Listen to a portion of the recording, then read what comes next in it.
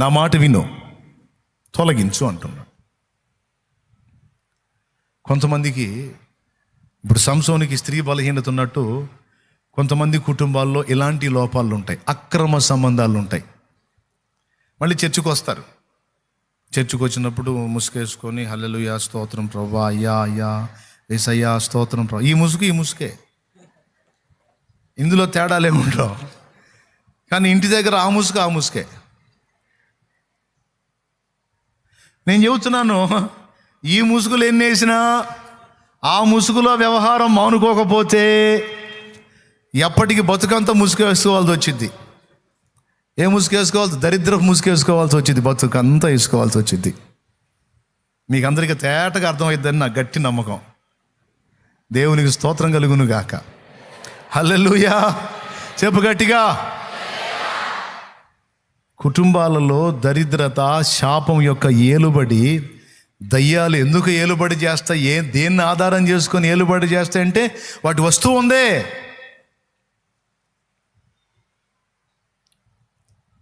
ఒకడంట ఇల్లు అమ్మకానికి పెట్టాడంట, ఇల్లు అమ్మకానికి పెట్టాడంట. మీలాంటోడు కొనటానికి వచ్చాడు, కాస్త రేటు తక్కువలో వచ్చేసరికి ఎగబడ్డాడు. ఆ ఇల్లు అమ్మేటప్పుడు ఇల్లు అమ్మేవాడు అన్నాడట, ఇల్లు మొత్తం చూపించి, ఇదండి ఇల్లు, రేట్ ఇంత, అయితే ఒక్కటి, ఈ ఇల్లు మొత్తం అమ్మేస్తా తక్కువ ధరకే, కానీ ఈ ఇంట్లో ఈ మేకు ఉంది చూసావా, ఈ మేకు గోడ కొట్టిన మేకు, ఇది మా ముత్తాత కొట్టిన మేకు. స్తోత్రం. ఎవరు కొట్టిన మేకు? మా ముత్తాత కొట్టిన మేకు. ఈ మేకుని మా ముత్తాత పీకల, మా తాత ఈ మేకుని పీకల, మా నాన్న కూడా పీకల, ముగ్గురు ఆ మేకును పీకలేదు కనుక నేను కూడా పీకల. కాబట్టి ఆ మేకు మాత్రం అమ్మను. స్తోత్రం. ఆ మేకు మాత్రం నా కిందే ఉండాల. నేను ఆ మేకు సెంటిమెంట్, నాకు ఆ మేకును చూస్తే నాకు మా నాన్న గుర్తొస్తాడు. ఆ మేకును చూస్తే నాకు మా నాన్నను కన్నా నాన్న, మా తాత గుర్తొస్తాడు. ఆ మేకును చూస్తే నాకు మా ముత్తాత గుర్తొస్తాడు. అందుకని సెంటిమెంట్ కోసం ఆయన నాటిన మేకుని నేను పీకల. కాబట్టి నేను ఇంటి మొత్తాన్ని అమ్ముతున్నా. వాస్తవంగా 20 లక్షల ఇల్లు 10 లక్షలకే అమ్ముతున్నా, పోతే పోయింది. కానీ ఆ మేకు మాత్రం నేను అమ్మను, అది నా కిందే ఉండాలి. అంటే వాడు ఆలోచించుకున్నాడు, ఆ మేకుదేమని మేకు నేను చేసుకుంటాడు వాడు. 20 లక్షల ఇల్లు 10 లక్షలకే వస్తుంది కదా, ఏం పర్లేని కొనేశాడండి. కొనేశాడా? ఇప్పుడు ఇల్లు మొత్తం కొన్నోడిది, మేకు మాత్రం అమ్మినోడిది. స్తోత్రం. ఇక వీడు ఆ మేకును ఆధారం చేసుకొని మధ్యరాత్రి పోయి తలుపు కొడతాడు. ఈ సామును ఎవడు రాని తలుపు తీస్తే ఈడే అమ్మినోడు.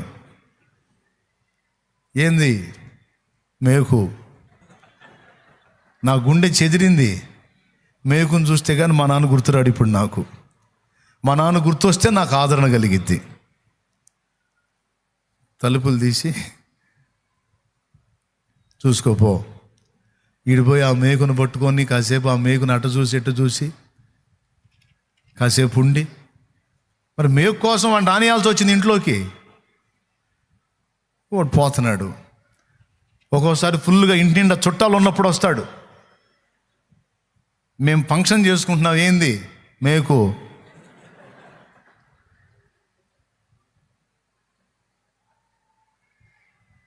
ఇక వాడు ఏది చేసుకున్నా వాడికి ఇంట్లో ప్రశాంతత లేదు. ఏ జామున వస్తాడో తెలియదు.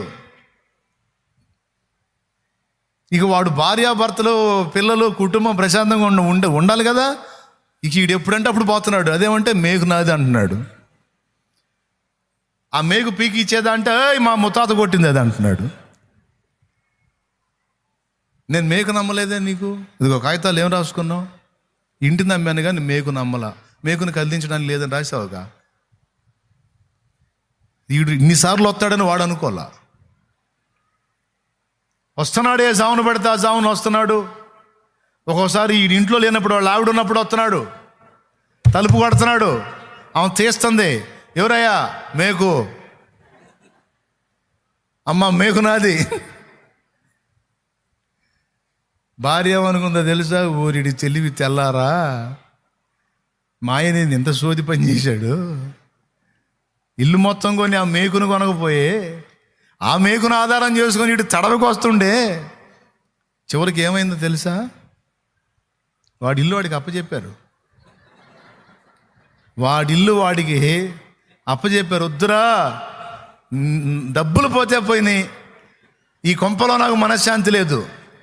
ఇల్లు మొత్తం ఓకే, 20 లక్షలది 10 లక్షల కోసం కక్కుర్తిపడి బుద్ధి గడ్డి తిని తీసుకుంటే, ఆ దిక్కుమాలిన మేకు కోసం నువ్వు ఏ జామును పడితే ఆ జామును, పగలు మధ్యాహ్నం రాత్రి, నేను ఉన్నప్పుడు లేనప్పుడు ఎప్పుడు పడితే అప్పుడు వచ్చి అదేమంటే మేకంటుంటివి, ఏమనలేకపోతున్నావు. కాబట్టి వద్దురా, నాకు ఈ కొంపే వద్దని ఖాళీ చేశాడు. వాడు తెలివి చూడు, వాడు అందుకే ఆ మేకును పెట్టింది. ఎందుకు? 20 లక్షల దాన్ని 10 లక్షల కక్కుర్తి పడి కొంటున్నాడు, వీడి దగ్గర ఒట్టిగా కొట్టేయాలని. ఎందుకు చెప్తున్నానంటే ఎగ్జాంపుల్, ఒక్కటి చాలండి వాడిది, ఏదన్నా ఒకటి చాలు నీ దగ్గర మేకులాగా. ఇల్లు మొత్తం దేవుడిదైనా సరే ఆ మేకు కోసం వస్తుంటాడు ఆ సిగ్గులేనోడు. ఎవరాడు? సాతాను. అన్నీ బాగున్నాయి, అక్రమ సంబంధం ఒకటి ఉంది. ఆ మేకు చాలు వాడికి. వచ్చి ఇంట్లో కూర్చుంటాడు వాడు. ఏందిరా అంటే మేకు నాదండి అంటాడు. అక్రమ సంబంధం చాలు. నేను అందుకే చెబుతున్నాను, చర్చికి వచ్చి ఎన్ని ముసుగులేసినా, చర్చికి వచ్చి ఎన్ని భక్తి మాటలు మాట్లాడినా, మనం మన పద్ధతులు మార్చుకోకపోతే, మన క్యారెక్టర్ని సరి చేసుకోకపోతే, ఇప్పుడు తేడా పడినోళ్ళు ఎవరు ఉండరండి. తేడా పడినోళ్ళు ఎవరు ఉండరు. మంచో చెడ్డో, తెలుసో తెలియకో, లోకంలో ఉన్నప్పుడు తెలుసో తెలియకో గడ్డి తినో మంచో ఏదో అయ్యి తేడా పడతారు. నా పాయింట్ ఏంటంటే, పడ్డ దగ్గర ఉండొద్దు, దిద్దుకుంటావా లేదా, అది పాయింట్ ఇక్కడ. బాగుపడాలని నీకు ఆశ ఉందా? ఆశీర్వదించబడాలని ఆశ ఉందా? ఇతరులకు కూడా ఆశీర్వాదకరంగా ఉండాలని ఉందా? అట్లయితే నీ గుడారంలో నుండి శాపగ్రస్తమైన దాన్ని తొలగించు.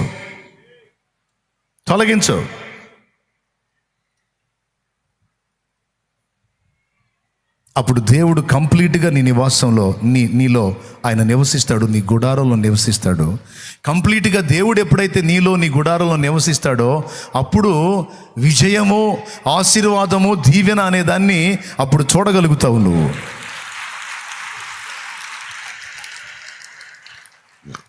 నేను చెప్తా, ఒకటి కాదు, ఎవరెవరి దగ్గర ఏమేమి ఉన్నాయో మీరే ఆలోచించుకోండి. కొంతమంది కుటుంబాల్లో అక్రమ సంబంధాలు. నువ్వు నీ ఫ్యామిలీ మొత్తం ప్రార్థనా పరులు కావచ్చు, కానీ నువ్వు మాత్రం అక్రమ సంబంధంలో కొనసాగినప్పుడు నీ ఇంటి మీద ఆ శాపమే ఎలుబడి చేస్తుంది. ఎందుకంటే వాడి మేకు ఒకటి ఉంది నీ దగ్గర. అమ్మ, నువ్వు ఎంత మంచిదానివైనా, మిగిలిన విషయాలు ఎంత మంచిదానివైనా, ఎంత భక్తురాలువైనా, ఎంత ప్రార్థన చేసినా, ఉపవాసాలున్నా, ఆ మేకుని పీకి అవతల పడేయకపోతే, ఏది అక్రమ సంబంధం అనే మేకుని బలవంతంగా తెంచి అవతల పడేయకపోతే, నీ దీవెనలు కూడా శాపాలుగా మారిపోతుంటాయి. మొహమాటం లేకుండా చెప్తున్నాను నేను. తొలగించాలి. నిర్దాక్షిణ్యంగా వాటిని విసిరి అవతల కొట్టాలి. శాంసన్ కొట్టలేకపోయాడు. అన్నిటినీ జయించాను, ఏ ఆడ మనిషి తెలియలా ఏం చేసి దాన్ని పొందనుకున్నాడు. ఆయన చెప్పినవన్నీ చేస్తుంది. సంసోను ఫిలిస్తీన్లు వచ్చి నీ మీద పడ్డారంటుంది, లేచిపోతున్నాడు. మళ్ళీ వస్తున్నాడు నవ్వుకుంటా, నా మాటలు నమ్మావు కదా, ఎందుకు వచ్చావు, సిగ్గులేదా నీకు, అన్న అబద్ధం మాటలు చెబుతావు, నా చేతులు కట్టేస్తే ఆగుతానంటావు, గోగు పుల్లలతో కట్టేస్తే ఆగుతానంటావు, జనపనార దాంతో కట్టేస్తే ఆగుతానంటావు, అన్ని మాటలు మాట్లాడతావు. అట్లా అన్నవాకు తెలియలా. ఇదిగో, నువ్వు లేకపోతే బతకగలనా తెలియలే. నీ శరీరాన్ని ఆశించి కాదు, నీ మనసు అంటే ఇష్టం తెలియలా నాకు. నేను చాలామంది లేడీస్ని చూసాను, నీలాంటి మనసు కలిగిందని చూడలా, తెలియలా. నీ శరీరం కాదు, నీ మనస్సు నన్ను ఆకర్షించింది, నీ మనస్సు నన్ను ఆకర్షించింది. ఆ మనసులో నాకు చోటు ఇచ్చావు చూడు, నిన్ను వదిలి ఉండలేని తెలియలా. చివరికి ఏం చేసిందో మీకు తెలుసు. అన్నిటినీ, సింహాన్ని కూడా జిగిల్చిన బలుడు, 1000 మందిని కొట్టిన వీరుడు, 300 నక్కల్ని పట్టుకొని వాళ్ళ చేలని తగలబెట్టిన వీరుడు, శత్రువుల గుండెల్లో నిద్రపోయిన వీరుడు, దెలీలా ఒళ్ళో బొబ్బని నిద్రపోయి గుండు గీకించుకున్నాడు. ఏం చేసిద్ది ఆడ మనిషి అంటే శుభ్రంగా ఒళ్ళో నిద్రపుచ్చి గుండు కొట్టే. చివరికి ఏ గతి పట్టే? సంసోను, ఫిలిస్తీన్లు వచ్చి నీ మీద పడుతున్నారండి, లేచి విడజిమ్ముతున్నా అనుకుని ఇట్ట అన్నాడు. ఏముంది అక్కడ? గుండు. జుట్టు మొత్తం పోయి గుండు మిగిలింది. శత్రువుల చేతికి చిక్కితే ఫస్ట్ ఏం తీసేశారు తెలుసా? 2 కళ్ళు తీసేశారు, 2 కళ్ళు పొడి చేశారు. శాపగ్రస్తమైన దాన్ని మనం మన యందు కలిగి ఉంటే మనకు కలిగే నష్టాలలో మొట్టమొదటిది ఆత్మీయ నేత్రాలు ముయ్యబడతాయి. చాలామందికి తెలియదు. శాపగ్రస్తమైన అలవాటుని, వ్యసనాన్ని మన దగ్గర మనం కలిగి ఉంటే మనకు కలిగే మొట్టమొదటిది ఏంటో తెలుసా? మనోనేత్రాలు, ఆత్మీయ దృష్టి అంధత్వం గమ్మిద్ది, గుడ్డితనం వచ్చేస్తుంది. ఏం చేస్తున్నామో అర్థం కాదు, ఎటు పోతున్నామో అర్థం కాదు, ఏమవుతున్నామో అర్థం కాదు, ఎందుకు ఇలా చేస్తున్నామో అర్థం కాదు. ఎందుకంటే కళ్ళు ఉంటాయి కదా కనపడటానికి. సంసోను వాళ్ళకి చిక్కినప్పుడు వాళ్ళు చేసిన మొట్టమొదటి పని ఏంటంటే 2 కళ్ళు తీసేశారు. తర్వాత ఏం చేశారో తెలుసా? తను ఎక్కడంటే అక్కడ స్వేచ్ఛగా తిరగలిగే వాడిని తీసుకెళ్ళి బందీగృహంలో బంధించి పడేశారు. శత్రు సంహారం జరిగించాల్సిన వాడు, దొంగలకు ఆహారం వండి పెట్టే తిరగలి విసిరేవాడయ్యాడు. ఎంత అవమానకరమైన పని అంటే, తిరగలి ఆడవాళ్ళు విసురుతారు. తిరగలు తెలుసా? కొంతమంది తిరగలు కూడా తెలియదు అంటే ఏందనే వాళ్ళు ఉన్నారు. ఏడా తిరగలు అంటే ఏందనే వాళ్ళు ఉన్నారు. అమ్మ 2 రాళ్ళు ఉంటాయి, రౌండ్ బండరాళ్ళు 2 ఉంటాయి. వాటిలో గింజలు పోసి తిప్పుతూ ఉంటే నలిగిపోతూ ఉంటాయి, రాళ్ల మధ్య పడి. వాటిని తిరగలి అంటారు దాన్ని, ఆ 2 రాళ్ళని. ఆ తిరగలి విసిరేవాడయ్యాడు.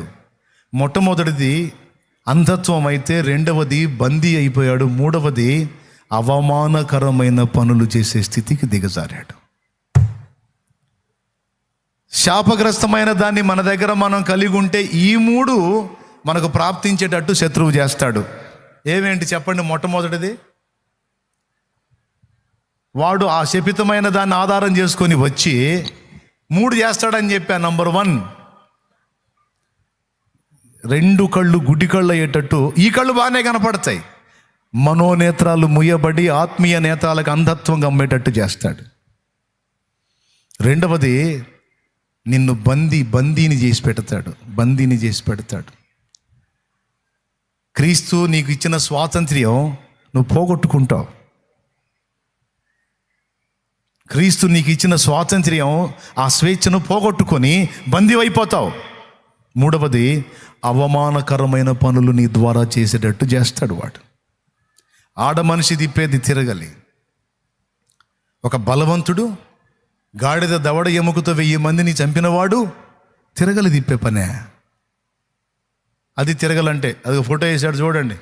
అంటే ఏంటి అనే వాళ్ళకి ఇంకా చాలే తీరా, మళ్ళీ మైండ్ అటుపోయిద్ది. ఇది అవమానకరమైన పనే కాదా? తిరగలి మగవాళ్ళు తిప్పుతారా, ఆడవాళ్ళు తిప్పుతారా?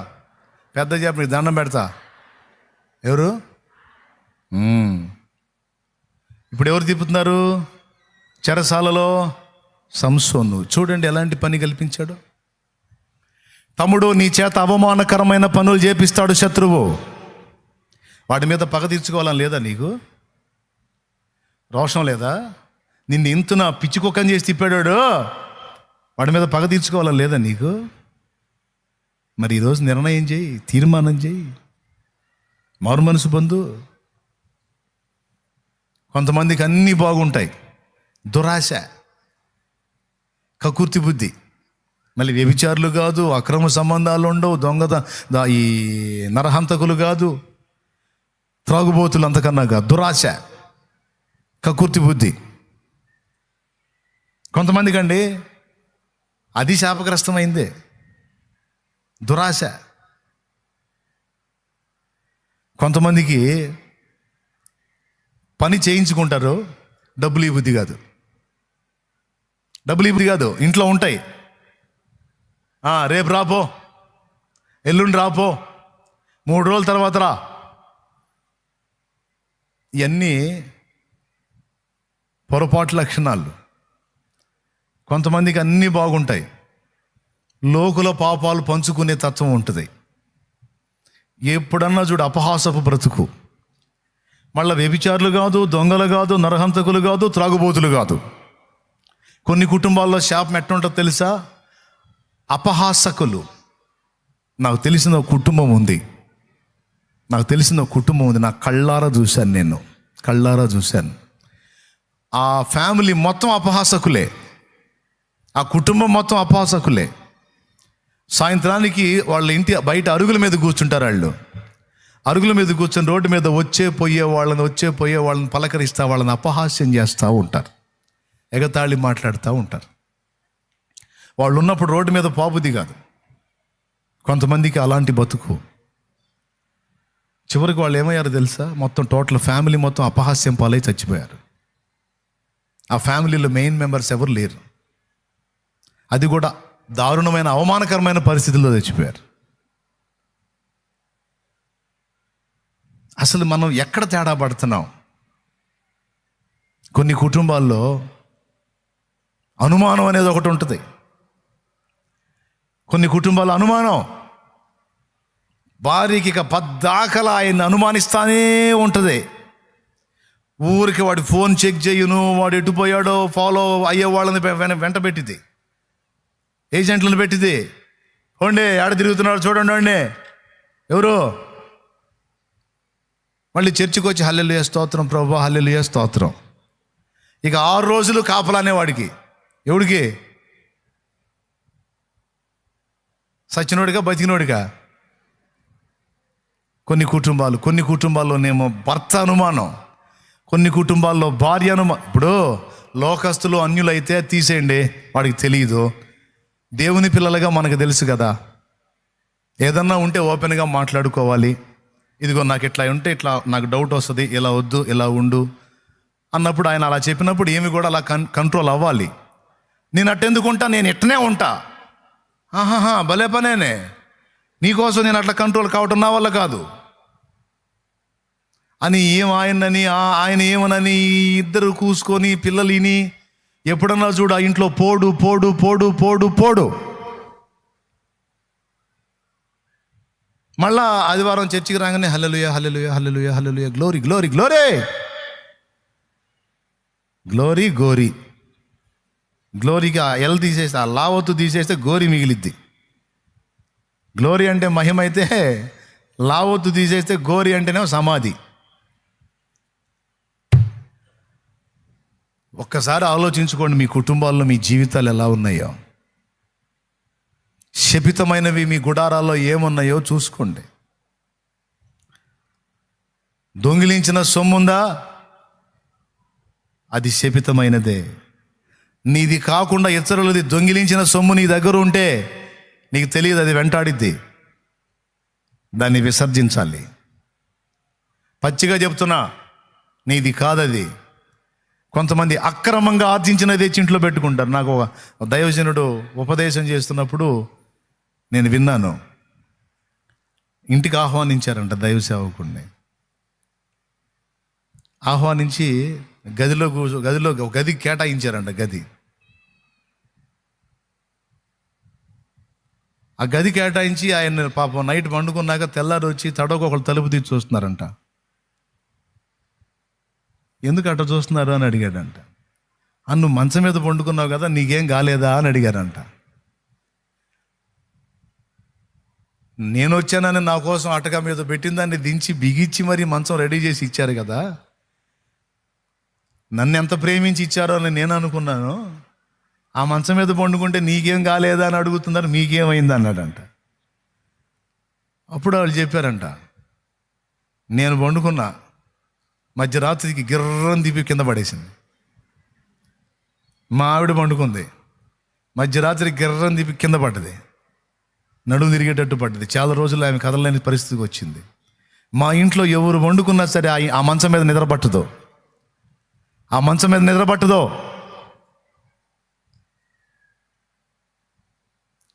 నీకేమన్నా అయిందేమో అని అన్నారట. అప్పుడు ఆయన అన్నాడు, అసలు ఈ మంచం ఎలా వచ్చింది నీకని అడిగి. ఆయన టింబర్ డిపోకి మొద్దులు చేరేస్తారు కదా, అలా చేరేసే దానిలో ఈయన ఒక అధికారి ఒక మంచి మొద్దును తెప్పించి దాన్ని కోపించి పట్టెలు చేపించి ఆ మంచం రెడీ చేయించుకున్నాడు. ముసుగులో, ఎందులో ముసుగులో చేయించుకోవటం అయితే చేయించుకున్నాడు, దాని మీద ప్రశాంతంగా పండుకొని నిద్రపోట్లా. మీకు అర్థమైందా?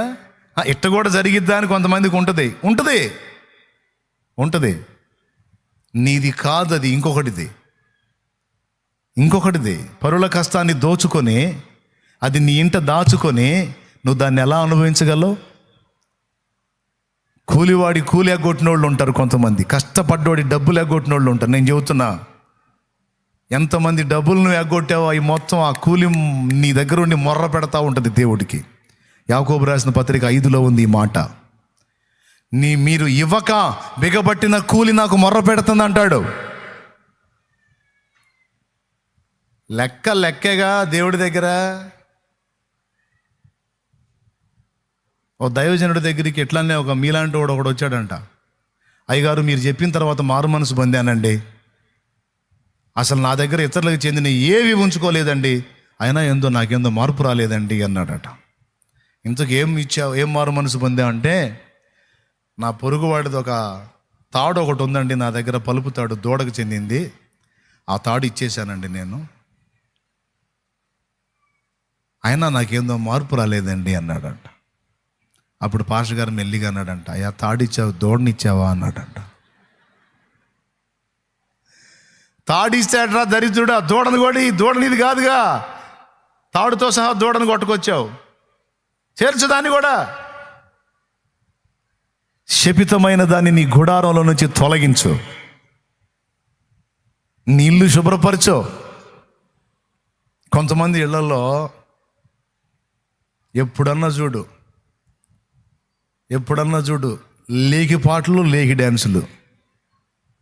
కొంతమంది ఇళ్లలో లేకి పాటలు, లేకి డ్యాన్సులు. పాస్టర్ వచ్చినప్పుడు మాత్రం భక్తి రంజని కార్యక్రమం స్టార్ట్ అయింది. ఆకాశవాణి భక్తి రంజని,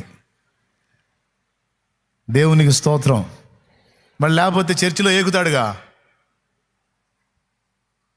ఇక మిగిలిన సమయం అంతా అంతే. కొన్ని కుటుంబాలలో పోడు, చిలికి గాలివాన్లాగా ఊరికే వాదన, నువ్వు తేడాని ఆయన, నువ్వు తేడాని ఆమె, వాదన. దేవుడు అంటున్నాడు, విసర్జించు దాన్ని అంటున్నాడు. అతను గొడవ మనిషి అయితే నువ్వన్నా తగ్గించుకో అంటున్నాడు. నువ్వు దేవుని బిడ్డవు కదా, ఎవరో ఒకళ్ళు తగ్గండి, ఎవరో ఒకళ్ళు ఓర్చుకోండి. అనుమానాలతో కొన్ని కుటుంబాలు శాపాన్ని అనుభవిస్తుంటే, పోడుతో కొన్ని కుటుంబాలు శాపాన్ని అనుభవిస్తున్నాయి. అక్రమ సంబంధాలతో కొన్ని కుటుంబాలు శాపాన్ని అనుభవిస్తున్నాయి. ఏ కుటుంబాలు ఇవి? అన్యుల కుటుంబాలు కాదు, దేవుణ్ణి ఎరిగిన కుటుంబాలు, క్రైస్తవ కుటుంబాలే. ఈరోజు దేవుడే నీతో మాట్లాడుతున్నాడని గుర్తెరుగు. దేవా, నన్ను దీవించని అడుగుతున్నావు, ఆశీర్వదించని అడుగుతున్నావు, నా కుటుంబానికి శాంతి సమాధానం దయచేయమని అడుగుతున్నావు. దేవుడు ఇవ్వాలనే దేవుడు సిద్ధంగా ఉన్నాడు. నీతో పాటు చాలామందిని ఆయన ఆశీర్వదించాడు. కానీ నీ బ్రతుకు ఎందుకు అక్కడే ఆగిపోయిందంటే, దేవుడు అసహించుకునే శపితమైనది ఏదో నీలోనో నీ ఇంట్లోనో ఉంది. అది నీ ఒంట్లో ఉంది, నీ ఇంట్లో ఉంది, దాన్ని నువ్వు నిర్మూలన చేయాలి, లేకపోతే నేను మీకు తోడై ఉండను అని ముఖాముఖి చెప్పేశాడు ఆయన. ఉందా ఆ మాట? చదివారా లేదా? ఏమన్నాడు? పాపమును మీ దగ్గర నుండి నిర్మూలన చేయకపోతే నేను మీకు తోడై ఉండను. నేను మీకు తోడై ఉండాలంటే నాకు నచ్చని దరిద్రం ఏదైతే నేను నీకు చూపిస్తున్నానో దాన్ని నువ్వు తీసేయాలి. కకృతి బుద్ధిని తీసేయాలి, దొంగ బుద్ధిని మానేయాలి, త్రాగుబోతుతనాన్ని విసర్జించాలి. దరిద్రత నుంచి నువ్వు ఎందుకు బయటికి రావో నేను చూస్తాను.